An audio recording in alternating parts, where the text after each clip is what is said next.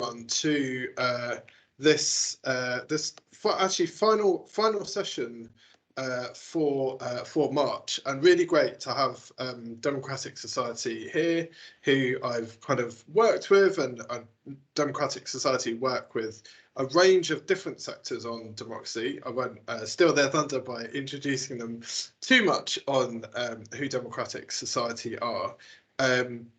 One thing we kind of do always kind of enjoy is getting to know who's in the room. Obviously, there's way too many people to do that kind of verbally, but do introduce yourselves in the chat, kind of who you are, your role and an organisation, and also kind of what brings you here today. So you might kind of be, kind of really kind of working on the kind of the specific issue of kind of governance beyond local government. Who knew there was such a thing? Or you might just be thinking about it, or you just might be really curious.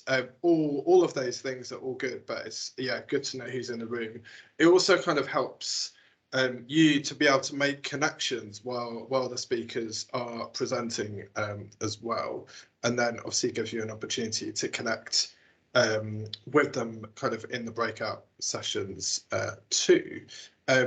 But without further ado, I'd like to welcome Kate and Alex from the Democratic Society, who are going to take us through the emerging lessons that you're learning at Democratic Society on governance beyond local government in other sectors. So over to you. Thank you, Noel. And I think Alex is driving the sharing today. If that's okay, Alex? Yep. Yep, I'll just bring them up now. Okay, brilliant. So hello, good afternoon, wherever you are in the world, and welcome to this session this afternoon. We're so pleased to be here. So my name is Kate Goodwin. I'm a design and research specialist at Democratic Society, and I'm here with my colleague Alex Clark, the local democracy officer. Alex is in London, I'm in Berlin. And so DemSoc is a non-government organisation on a mission to make democracy better. We consider ourselves to be part of a wider democratic movement that includes a variety of organisations working at different levels and with different scopes. And these movements include those working in communities to enable citizens to exercise their rights with confidence, and those who want to expand the frontiers of participation and open governance. So today's talk relates to DemSoc's focus on democracy beyond government and how organisations create internal democracy. So today we're going to be sharing reflections on our work and learning, and it will be a two-part presentation, primarily about Beyond the Rules, which Alex will speak to, and there'll be some brief related things that we pick up on about projects in the field, and then we'll move on to some group questions. So just a couple of definitions before we jump in. And so governance, I'm sure everyone has their own definition of governance, but this is the one that we'll work with for today. So we're thinking about rules that dictate how we organise, decide to use resources and work together in our very highly variable societies. And what's important to recognise is there's lots of different actors that are part of the mix for this, and lots of different scales involved in these processes, and that it's not only done by the state. Next slide, please, Alex. And so in thinking about governance beyond government, we're talking about lessons from the third sector. And when we say third sector, again, you'll be familiar with these, some of you more than others, but here's a couple of qualities of the third sector in terms of them having self-governing properties, the fact that they can have different structures, that some of them are voluntary, and often there's this kind of value, purpose and intention driven notion behind them as well. And so, and moving on there. So what we're interested in is this kind of evolution, not revolution, and it's important that that's the wording that we're using here, about old ways of governing and things that were sort of bound up in hierarchical structures, opaque decision-making and power struggles and so forth. And we're interested about what is happening in governance beyond government in the third sector, which is observed to be the things that are shifting towards the right-hand column, as you see here. And it's interesting because what we're interested in with, particularly with Beyond the Rules that Alex will speak to in a second, is that the third sector is a sector that comes together to do good. And so what are they doing in terms of governance, and are they doing it better? And that's a question that we have from the examples that we'll share today, but also something we'd like to touch on as well when we move on to the group questions at the end. So on that note, I'm going to hand over to Alex now, who's going to be able to talk about Beyond the Rules and how that worked and the kinds of lessons that we've learned there. And then I will come through with a couple of other examples shortly after that. So Alex, please take it away. Thanks, Kate. So Beyond the Rules is a project that we've been working on at DEMSOC for the past couple of years now. And it was a project kind of brought together by Lankeley Chase and a group of their grantees and others like Dark Matter Labs and Democratic Society to really look at what we mean by governance and the inequalities that people experience in their systems. There's a lot of kind of dysfunction across systems and a lot of competition between various different groups which should be natural allies. And today I'm going to go into one part of Beyond the Rules, which was a series of interviews and a piece of research that we did around how power and decision making in particular show up in the third sector, and how organizations in that space are trying to get away from having really hierarchical decisions and have a kind of more open and equitable way of organizing their governance. So who do we speak to? We spoke to 9 organizations, 3 of whom were community orientated, so they had a specific group of people that they were trying to represent and trying to raise their voice in the system. And 6 of them were more values orientated, so they had a set of kind of core principles that they were organizing around, which kind of drove their activity and their outlook. We spoke to a mixture of bounded and unbounded groups, and just to kind of explain what those terms mean, bounded groups are ones with like a very kind of formal boundary, so they've got, you know, who is in and out of the organization. And the unbounded groups were more porous, so people were able to come in and out of them more easily. They were focused on being a much more kind of open, welcoming space for people. And they were working in different scales. So we had some who were hyper local and very kind of grounded in a particular place. And some of them were national or international. So they had a kind of mixture of scale and of geographies.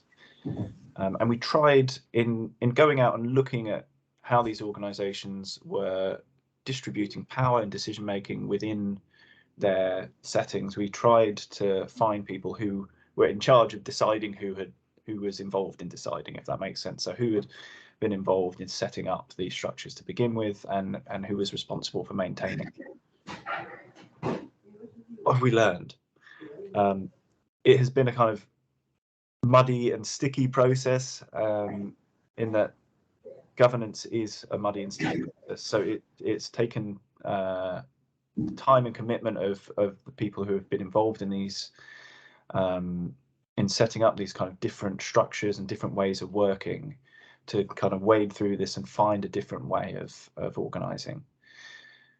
And some of the things that they highlighted were that a culture of challenge is just as important as a formalized process. So people who are at the kind of heart of these organizations, sometimes they're called enabling teams.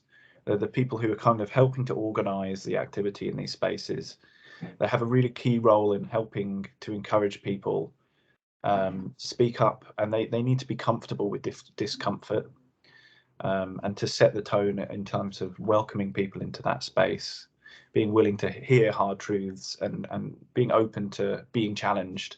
That kind of helps to unlock some of that that honesty that's needed from people in those spaces to challenge people who are perceived to be in a position of relative authority. And part of that is kind of this process of unlearning. So no organization is acting in a vacuum. There's often people bringing in their own mental models and their own experiences of working in more hierarchical contexts. So when we spoke to these organizations, some of whom were really kind of radically committed to not having any hierarchy whatsoever, they spoke about this need to have a culture of permissioning, where if they had a member of their group who felt they had to ask permission before doing something, they help them to overcome that, and overcome that deference of having to ask permission from someone who, while on paper, on a diagram, might be listed as being kind of an equal participant. In practice, there's all kinds of social inequalities, and people don't feel comfortable taking a decision. So that's, even if it is kind of formally set up in one way, that there's also that process of permission and of building people's confidence to take part as an equal member, and an equal member of like organising activity. And a little quote here from one of the organisations we spoke to was that we have some new members who are accustomed and used to hierarchical organisations and asking for permission. Anytime one of those reactions comes up, we point it out, and anytime we point it out, the more aware of it we become. So it's kind of surfacing those behaviours and helping people to overcome them, and to start to think and behave differently.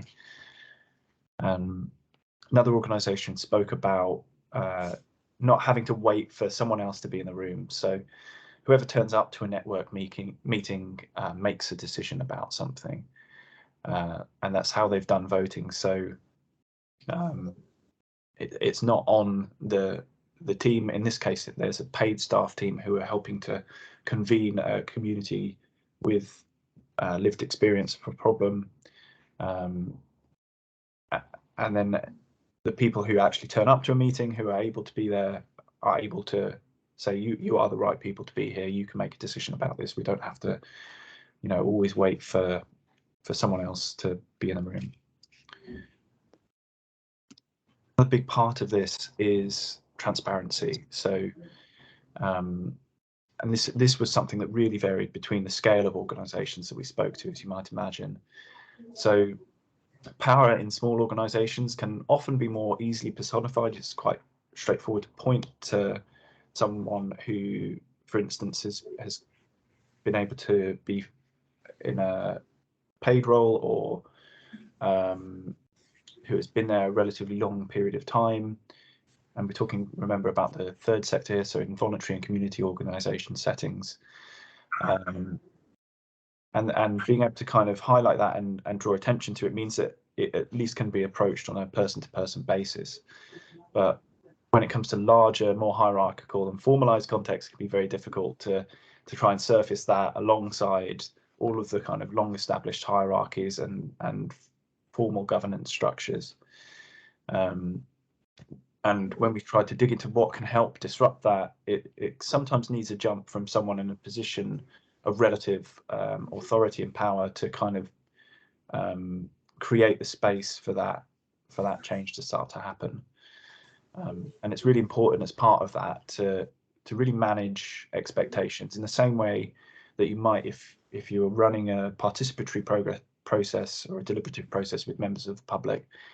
There needs to be real clear management of expectation about how people are going to be involved in this decision-making process, whether it's kind of within an organisation or you're inviting people into an organisation to decide your priorities.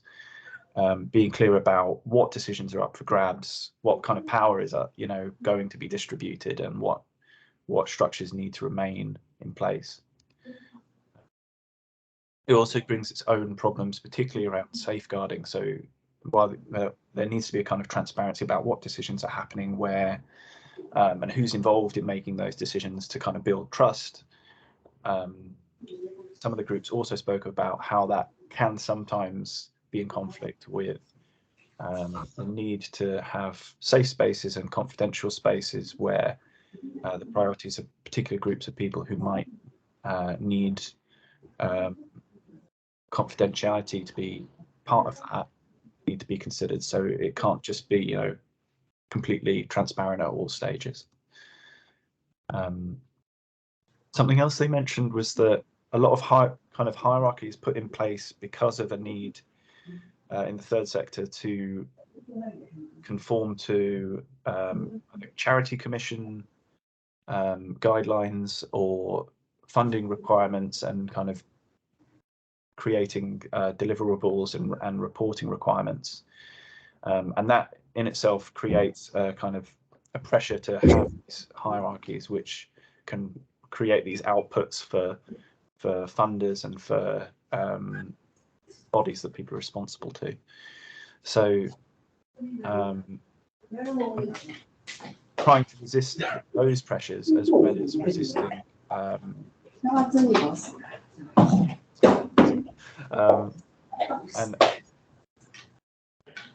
funders. Probably worth inviting our colleague to put Roxana on mute. Are we good? Cool. So yeah, it's not just as simple as kind of removing hierarchy and hoping for the best. So this kind of balance between structures and structurelessness was something that we played with a lot, because it's there's this kind of almost utopian hope that if you just remove all the structures, then people will be able to kind of contribute equitably, but actually it's a lot more complicated than that.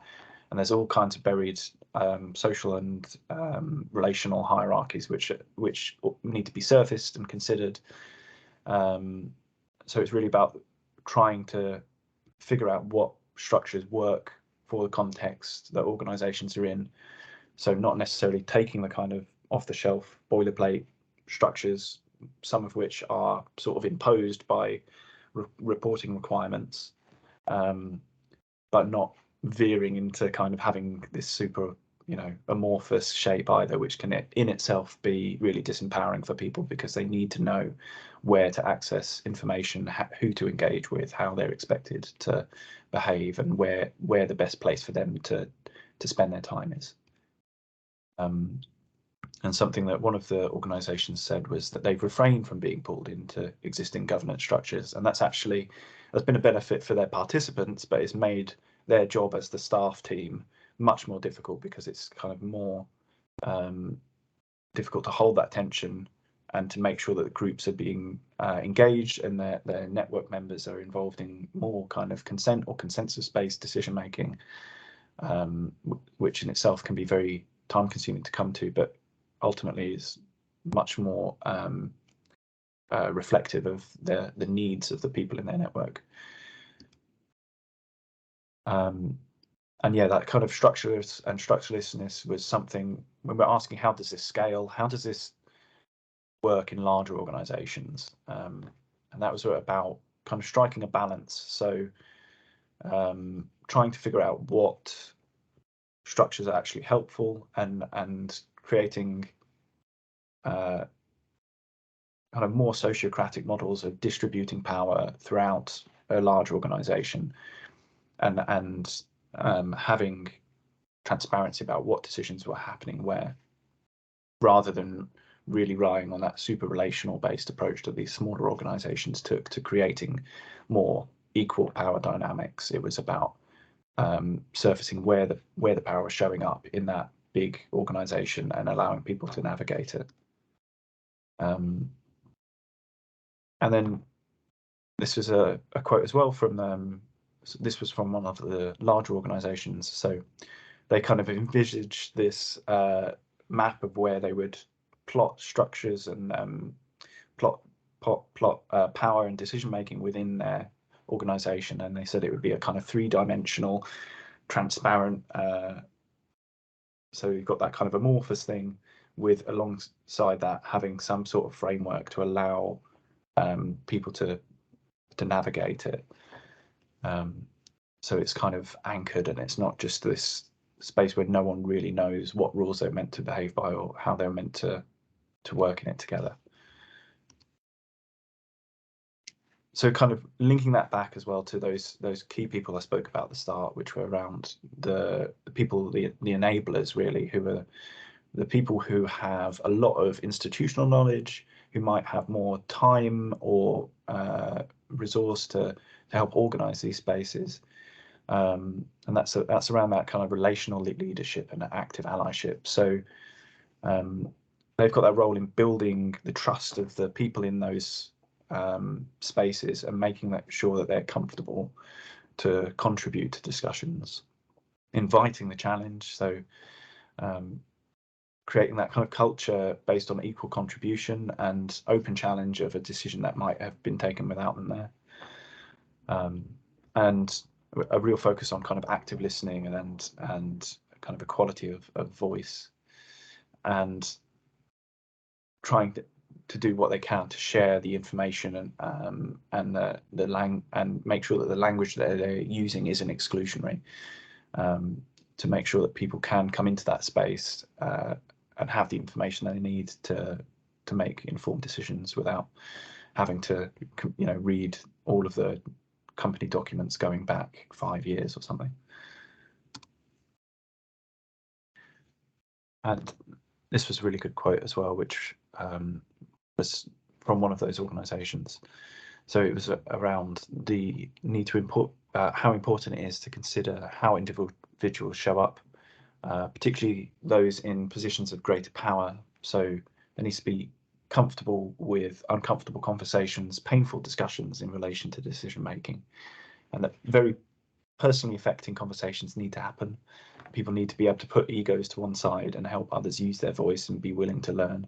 So kind of really that role of the enabling function there, in terms of giving voice to others and holding that kind of slight discomfort at being challenged and being willing to listen to that, so that people can voice their concerns. And another quote from another organisation, which was around those in positions of power need to practice not exercising power.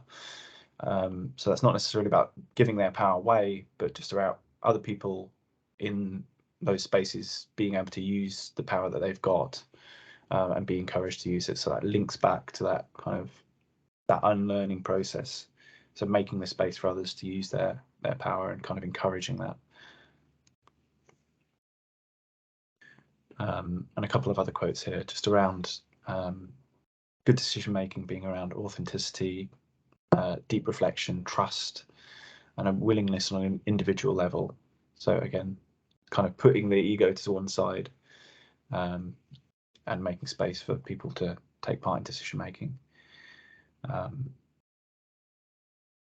And something as well to point to is that a lot of these, particularly the smaller organisations, pointed to how this is quite an organic process. So if it is going to grow out of the needs of a particular group in a particular context, it takes shape based on the environment that it's found in, and having some structures to kind of help support it, but what it will look like, it can't necessarily be packaged up and just transplanted from place to place. It needs to be organised around a set of values and a slight kind of way of behaving for the person seeking to kind of grow that culture. Something as well which was quite interesting was just around the role of consensus in these spaces, and there's often, you know, people get concerned about not having the right voices in the room, and consensus literally means that feeling together. So it really points to that emotional side of how the relationships in these spaces are so important for people to feel comfort and trust in opening up to each other and talking about, you know, what's important to them.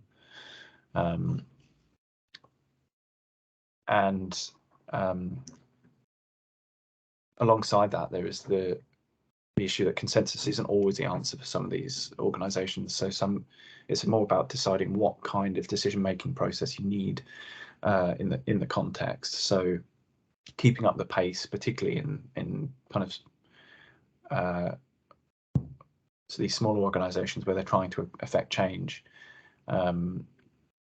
working out who needs to be involved in a decision rather than trying to constantly involve everyone, and having kind of trust and confidence in the people who are able to be in the room to act in the interests of the whole, and having different paths to participation as well. So it could be around having more kind of participatory grant making processes, so that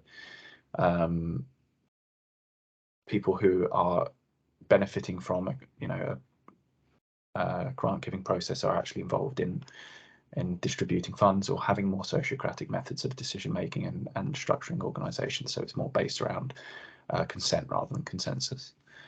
And I think I'm handing back Kate in a moment, but this is just a kind of slide drawing together, thinking about some of those behaviours that I was talking about that start to create a bit of a different culture within organisations. On an individual level, that kind of might look like trying to be more transparent about where decisions are happening and where, you know, financial decisions are being made, and equipping people with the information that they might need to take part in decision making.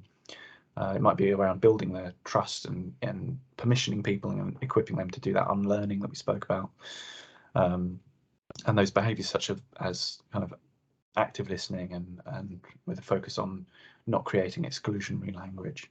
And there's this kind of how it ripples out across an organisation, thinking about how it might be applied, you know, on a wider scale, or just within a small organisation like that, starts to create a bit more of a comfort among the members to challenge each other and challenge people in positions of relative authority or power, because they know it's not going to backfire on them. You know, they can hold people to account, and then that starts to unlock conversations around more difficult and tricky topics, such as, you know, talking about power, privilege, pay. You know, these taboo topics that we don't often talk about in a kind of professionalized settings. And then it starts to, then you start to move into conversations around how should governance work in this space, and then what impact do we want to have elsewhere with our partners and across the wider system. And I'm going to pass back to Kate, who's going to draw in some of the other examples just about democracy beyond government from other work that we've been involved with. Thanks, Alex. Hopefully still here. Yes, still here in the sun. If you could move to the next slide, thank you. So just very quickly, seeing as we want to give you some time to chat about this as well in your groups, was a couple of other examples beyond the rules, you might say. One of them is Engage Britain, and one of our colleagues, Chris Took, is here as well, who could speak about that more in the breakout groups. But this was one we included because it linked to the different paths or different approaches to participation. So there's the example here of, in Engage Britain, they have this participatory approach to through co-production and deliberation. And so there's actually groups there with lived experience, plus also these mini publics that are selected by a sortition. And they actually co-design realistic practical plans for giving equitable opportunity to all those who wish to come up with or be part of coming up with workable solutions. But something that that found very interesting, because Chris, Alex and myself, we're connected, but we work on different programs, and we're connecting the dots on these things, is the thing that really stood out for me here is that if everyone isn't on board with the plans that are come up with by this People's Panel in Engage Britain, then they go back to the drawing board with the plans. They don't actually move forward with that. So that's something very interesting about everyone needing to be on board. Participation isn't just a tick box exercise. It's very much the participation that happens throughout the decision-making processes, not just inviting people in and then sending them back again. That's very interesting to us. And then the other one is some more sort of, let's say, extracurricular things. And one of those is the Donut Economics Communities, which is a volunteer-based organisations for the most part. And some of you would have been familiar with. I'm connected to the one here in Berlin. And they are going through these motions of trying to have these decentralised, structureless frames, thus trying to disrupt the economy and various different things, and realising that this is very much a cultural revolution. It's not a socio-technical one, but they're learning the hard way that you can't just throw necessarily the hierarchies out the door and hope for the best. There's some struggles with actually trying to resist some rustling in the background. There's some struggles with trying to resist the adoption of those hierarchies again, because we tend to fall to what we are familiar with, the kinds of management-based environments that we've come from, and we find ourselves falling back to those kinds of ways of operating and thinking, which can be disruptive to the kind of disruption that we're trying to bring about in these kind of third sector groups coming together to do good. Three other ones there just to mention. This is kind of like extra reading people can look into if you like from the presentation.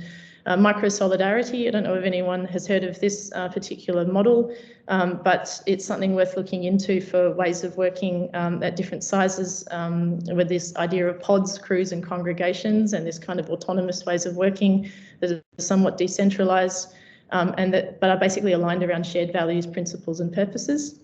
And they're things that some volunteer groups and that are looking into as these kinds of new ways of doing and being together. Another thing is 21st century competencies, and anyone who's familiar with the work of International Futures Forum based up in Scotland, they speak about these competencies and the things that we've spoken about here today, some of them, as being not just a capacity of the individual, but our competence is demonstrated in a human system, in a culture and in a pattern of relationships. So it really speaks to those relational qualities as well. And a final point on design justice, which is something that is connected inside DEMSOC's work increasingly, including in the climate democratic model, in the climate program that I'm also connected to as part of DEMSOC. And that's about centering voices of communities commonly marginalised from design processes and decision making. And as I've seen the chats roll through here, I've seen the number of you mention things around inclusion and diversity. So that if you're not aware of it, would be worth looking into. So on that note, that is everything we wanted to share today. We'd love to continue the conversation. We'll go to the next slide where we've got some questions for you. We'd love to ask. Yep, okay. So here's the questions to think about in your groups. Why pay attention to the third sector? What can be taken away from this? Where or are you seeing examples of new ways of being and working? Who or what has brought this about and what impact is this having? And do we think governance beyond government is better? What is better? And why or why not? So we leave those questions with you to talk about in your groups, and we'd love to hear what you think when you come back. So I think Noel will pass us there. Is that right, Noel? Absolutely. So hopefully the tech will work, and you should be shortly in your breakout rooms. And what I'll do is I'll also share those questions straight into your breakout rooms, so don't feel like you have to remember them. So yeah, you should be shortly leaving. We'll be coming back at 5:02, where we'll just kind of share next steps and get your thoughts. So do note down the kind of top 3 headlines from your breakout rooms to come back.